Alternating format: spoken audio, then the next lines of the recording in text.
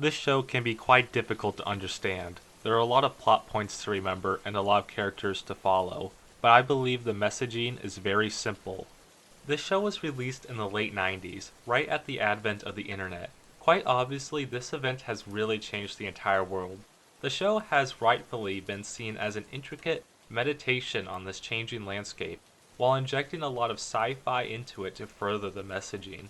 While other contemporary works to it would be optimistic of the internet, or retain a certain level of distance from it, this show confronts it head on and has a very dire outlook for the internet. But beyond that is where I believe the true universality of this show resides. The internet is not seen as a completely new thing overthrowing the established order. No, instead it is seen as something that will only exacerbate the current problems of the current order. Every human has faced loneliness. Every human comes to a point where they realize they only exist in their minds. We have all felt completely isolated. Now, how will the internet affect those feelings? The internet serves as a respite from the real world, where one can connect themselves to anything outside their real lives. But how far can it really take us? Can the internet offer real connection?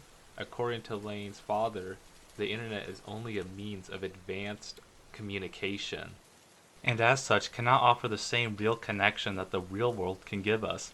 Something that Lane immediately says to her father is wrong. To her, this world offers the ultimate connection and freedom from the constraints of the human body, but the show tells us that this isn't true either. Lane meets a wide assortment of people in The Wire, but her feelings of isolation are not fixed in this digital world. In fact, it makes her feel even more alone. She becomes disconnected to the people in her life partly because of her connection to The Wire. What's more is that these worlds, while both isolating, do not exist independently of each other. It was expected that the real world would have an effect on The Wire, but The Wire itself begins having an effect on the real world. The separation of these two worlds start becoming more and more meaningless. Though this is done in a very direct way, I believe the metaphor is strong. This show was able to basically foresee that the internet was going to be something that would forever change the way we think of the world and interact with each other. So it's clear that this show was pioneering this new landscape of internet-focused storytelling, but its messaging is so human that it transcends time. I believe the main theme of this show is isolation, and how that can drive one to the brink of suicide. The Wire is presented as an alternate world where one can finally be happy and free. As such, Lain is pushed further and further to the idea of eliminating her own body to join this world and be free. I think the metaphor is obvious here. The first thing we see in the show is the death of Chisa Yomada. She jumps off a building and dies gruesomely because she was following this idea of finally freeing herself from the world. The only issue is that the Wire is actually cold and isolating too. Chisa Yomada's suicide weighs on the entire show.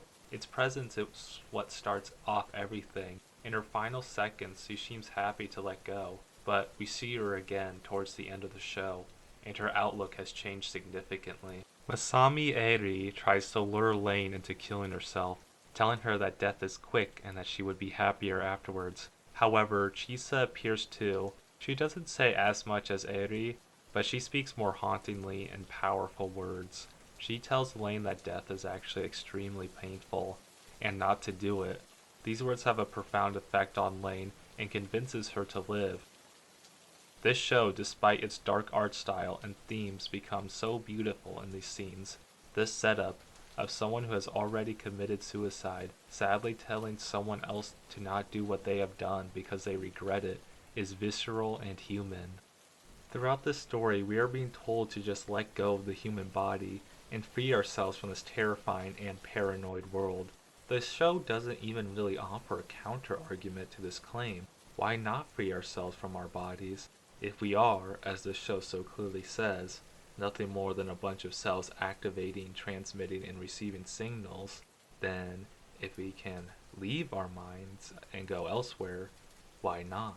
Alice, the friend of Lain, tells her only that she thinks Lain is wrong.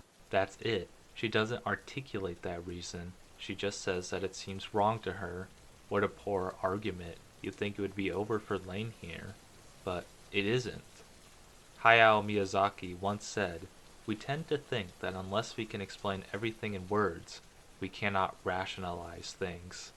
When Lain is given a hug and feels that human connection, there isn't anything to say.